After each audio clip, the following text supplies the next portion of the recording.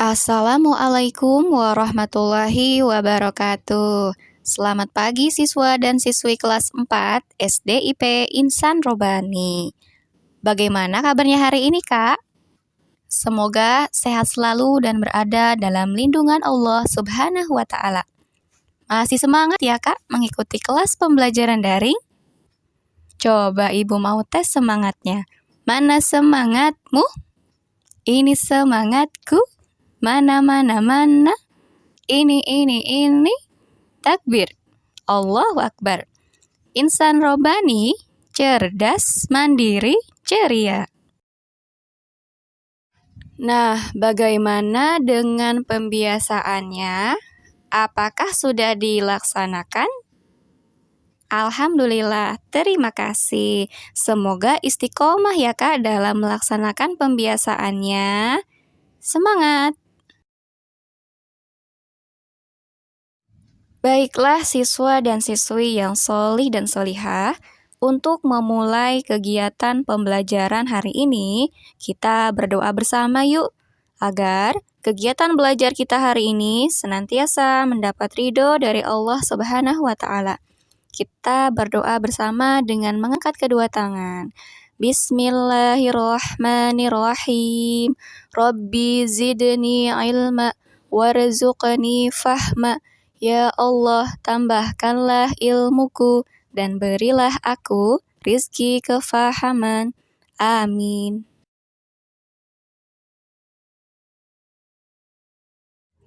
Solih dan solihah, apakah kalian sudah siap mengikuti pembelajaran daring? Nah, sebelumnya ayo persiapkan buku tematik 4F-nya ya.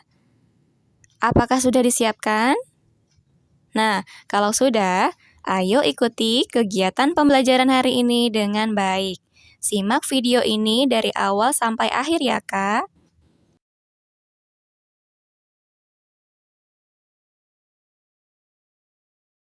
Hari ini kita akan melanjutkan pembelajaran tematik 4F, cita-citaku, subtema 3, giat berusaha meraih cita-cita, pembelajaran 3 dan 4.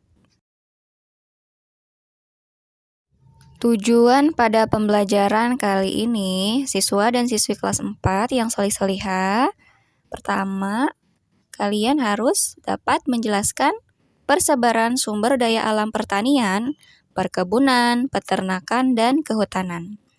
Dapat mengetahui persebaran barang tambang, dapat mengetahui berbagai macam tempat ibadah, dapat menjelaskan tentang hari raya keagamaan dan tujuan perayaannya, dan terakhir, dapat menentukan informasi penting terkait cerita yang dibaca.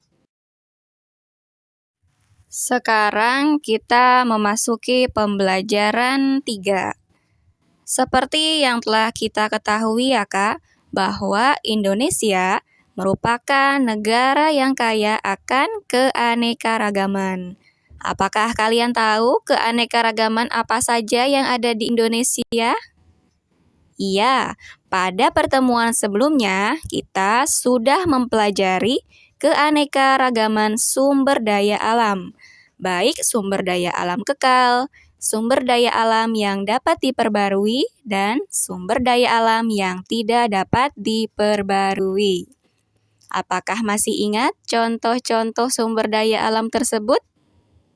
Alhamdulillah, bagus sekali. Selain keanekaragaman sumber daya alam, Indonesia juga memiliki keberagaman agama. Ada berapakah agama yang diakui di Indonesia? Ya, betul. Ada 6.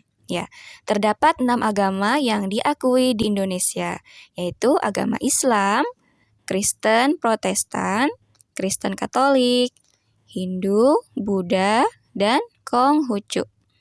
Setiap agama memiliki tempat ibadah yang berbeda-beda ya Kak. Lalu, di mana saja tempat yang dilakukan untuk beribadah setiap agama? Mari kita pelajari satu persatu. Yang pertama, agama Islam. Umat Islam melakukan kegiatan beribadah di masjid. Salah satu masjid terbesar ada di Jakarta. Tentu kalian tahu nama masjidnya apa? Ya, Masjid Istiqlal. Apakah kalian pernah berkunjung ke sana?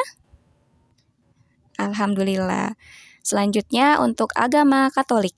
Umat Katolik melakukan kegiatan ibadah di gereja. Biasanya, umat Katolik melaksanakan ibadah pada hari Minggu. Selanjutnya, Protestan. Umat Kristen Protestan sama halnya dengan umat Kristen Katolik. Mereka beribadah di gereja.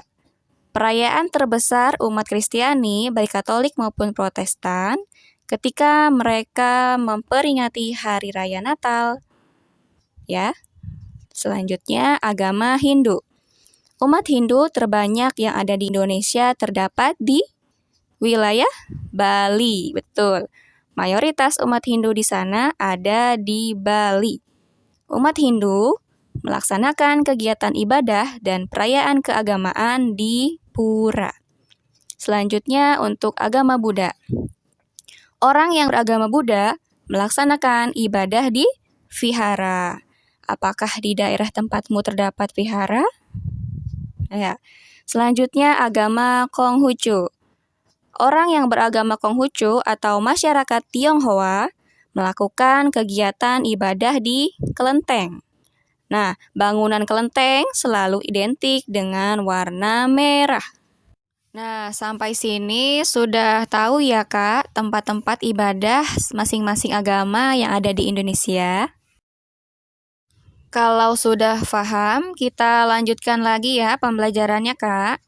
Sekarang kita akan mempelajari keragaman sumber daya alam, yaitu baik yang pertanian dan perkebunan, peternakan, dan kehutanan. Tahukah kalian gambar apa ini? Ya, betul.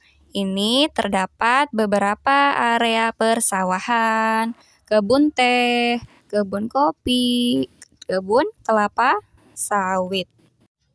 Keragaman sumber daya alam. Bagian A, pertanian dan perkebunan. Beberapa daerah di Indonesia menghasilkan berbagai macam hasil bumi yang melimpah. Hamparan dataran rendah yang luas menyebabkan daerah di Indonesia cocok sebagai lahan pertanian dan perkebunan. Daerah dengan persebaran hasil pertanian dan perkebunan yang ada di Indonesia diantaranya Nanggro Aceh Darussalam, daerah penghasil karet, kelapa sawit, dan cengkeh.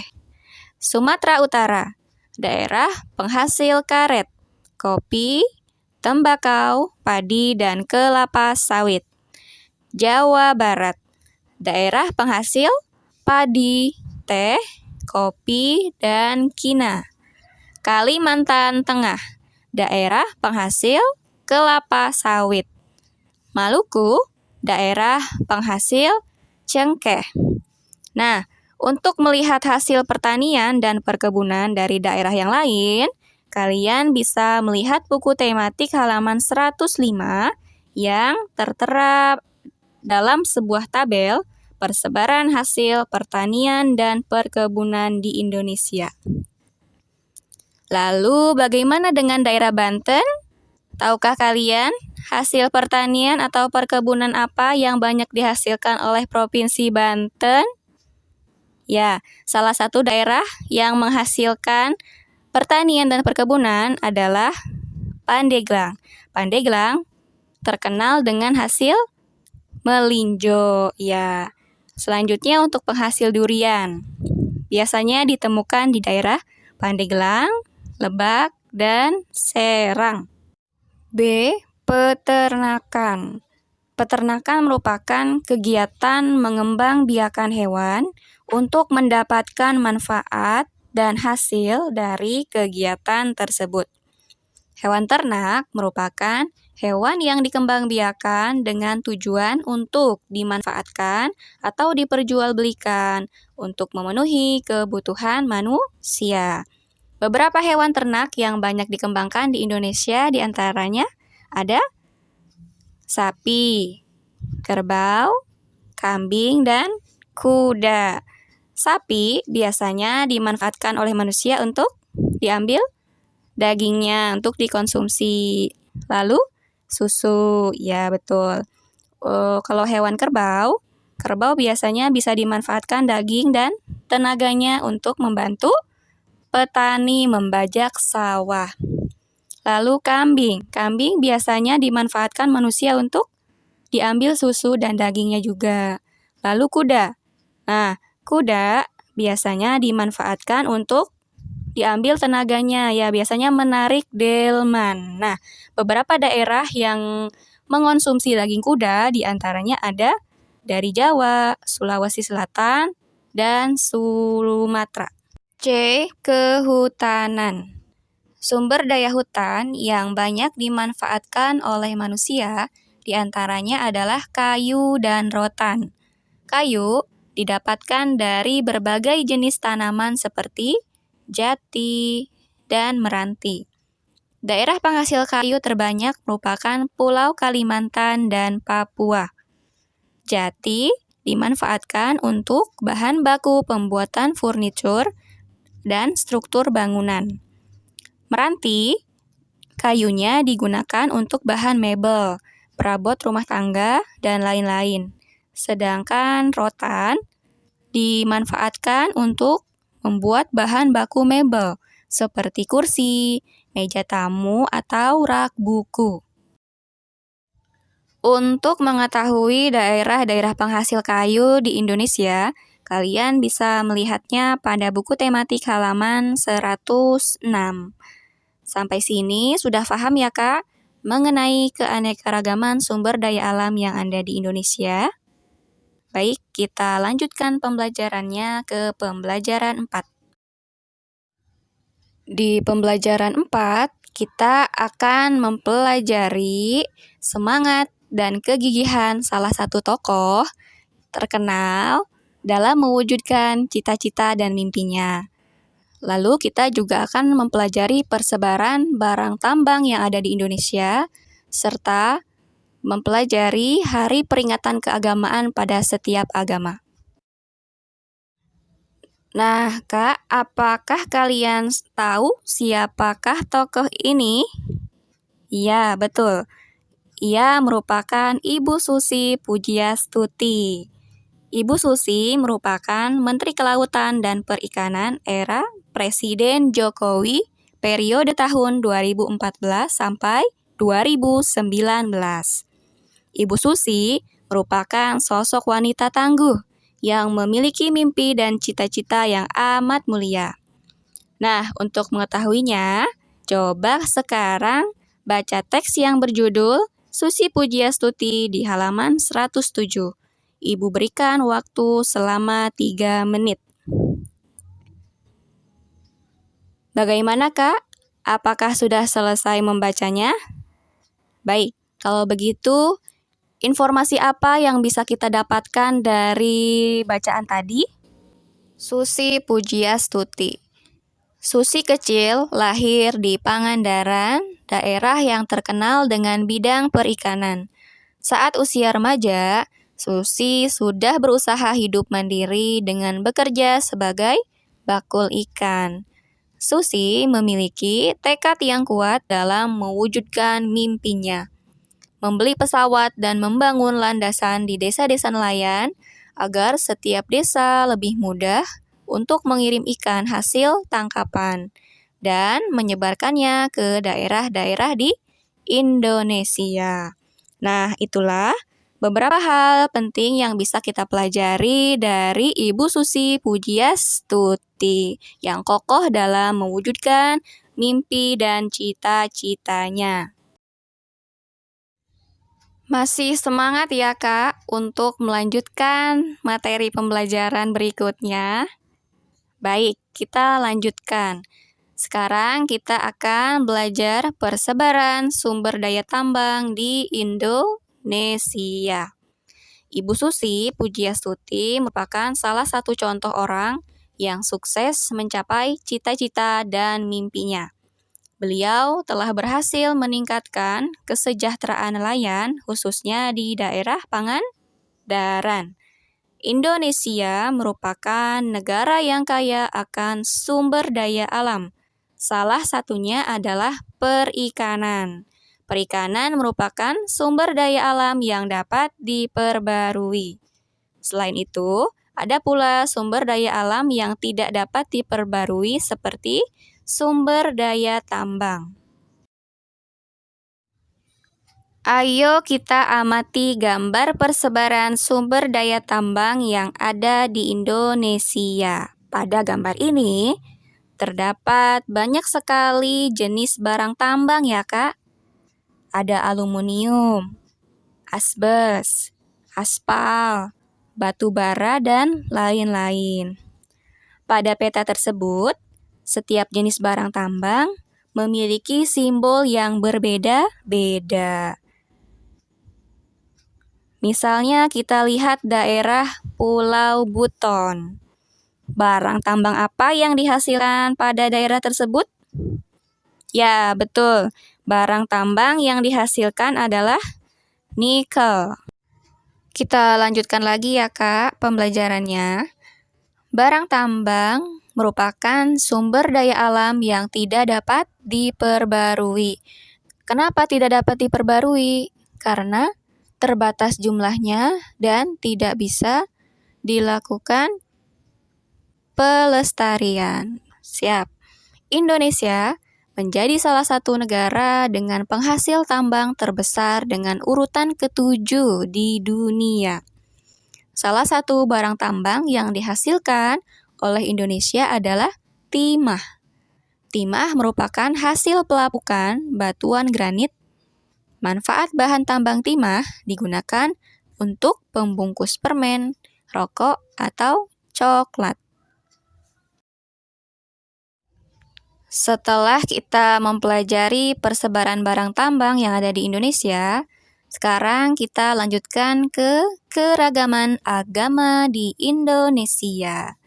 Sebelumnya masih ingat ada berapa agama yang ada di Indonesia? Ya, ada 6 agama yang ada di Indonesia. Indonesia merupakan sebuah negara yang terdiri dari beribu pulau dengan keanekaragaman yang tersebar di penjuru Nusantara. Keanekaragaman sumber daya alam diolah oleh negara untuk kepentingan seluruh rakyat Indonesia. Ini membuktikan bahwa negara Indonesia merupakan negara kesatuan. Rasa persatuan tersebut dibingkai dalam semboyan Bhinneka Tunggal Ika. Bhinneka Tunggal Ika artinya apa? Ya, walaupun berbeda-beda, tetapi tetap satu jua. Begitupun dengan keragaman agama yang ada di lingkungan sekitar kita. Setiap agama memiliki hari perayaan masing-masing. Contoh hari perayaan keagamaan. Untuk agama Islam, hari perayaan yang biasanya banyak kita peringati adalah Hari Raya Idul Fitri, Idul Adha, Maulid Nabi, dan lain-lain. Untuk agama Kristen, baik Katolik dan Protestan, hari perayaan keagamaannya adalah Hari Natal dan Hari Paskah ya. Lalu untuk agama Hindu biasanya memperingati Hari Raya Galungan ya. Untuk agama Buddha, hari raya yang mereka peringati adalah Hari Raya Waisak. Untuk agama Konghucu, biasanya peringatan hari keagamaan dinamakan dengan perayaan Imlek ya. Setiap agama memiliki hari perayaan agama dan tujuan merayakannya. Hari raya agama yang berkaitan dengan hari kemenangan dan tujuan, contohnya Hari Raya Galungan yang dilakukan oleh umat Hindu. Hari Galungan merupakan hari memperingati terciptanya alam semesta beserta isinya dan kemenangan Dharma melawan Adharma. Ini merupakan kepercayaan umat Hindu. Untuk hari raya agama yang berkaitan dengan kelahiran orang-orang suci, contohnya hari peringatan Maulid Nabi Muhammad SAW. Peringatan Maulid Nabi Muhammad SAW selain untuk memperingati hari kelahiran Nabi, juga ditujukan untuk meneladani semangat Nabi Muhammad SAW dalam menegakkan ajaran agama Islam. Kesimpulan pembelajaran hari ini. Pada pembelajaran 3 dan 4, subtema 3, kalian tadi sudah belajar tentang keragaman agama di Indonesia. 6 agama yang diakui di Indonesia. Setiap agama memiliki tempat beribadah. Setiap agama memiliki hari perayaan keagamaan dan tujuan untuk merayakannya. Selanjutnya sudah mempelajari tentang keanekaragaman sumber daya alam, pertanian, perkebunan, peternakan, dan kehutanan, persebaran barang tambang di Indonesia, dan pemanfaatan biji timah yang bisa digunakan untuk membungkus coklat, rokok, atau permen. Selanjutnya tadi kita sudah belajar dari tokoh Ibu Susi Pujiastuti. Setiap mimpi atau cita-cita membutuhkan usaha dan kegigihan untuk mewujudkannya. Nah, untuk tugas yang perlu kalian kerjakan, silahkan tuliskan 6 agama yang diakui di Indonesia beserta tempat ibadah dan kitab sucinya. Kerjakan di buku tematik halaman 114. Lalu kirimkan jawaban tugasmu kepada wali kelas masing-masing. Alhamdulillah, kegiatan pembelajaran kita hari ini sudah selesai ya Kak. Terima kasih atas perhatian yang telah kalian berikan dalam menyimak video pembelajaran.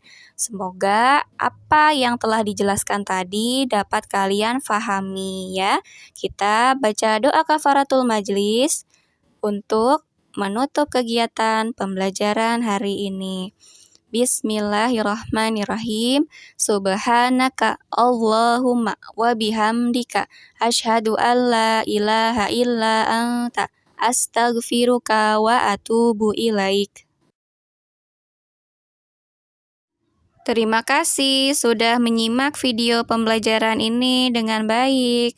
Semoga kita masih dapat bertemu di pertemuan berikutnya. Ibu ucapkan wassalamualaikum warahmatullahi wabarakatuh.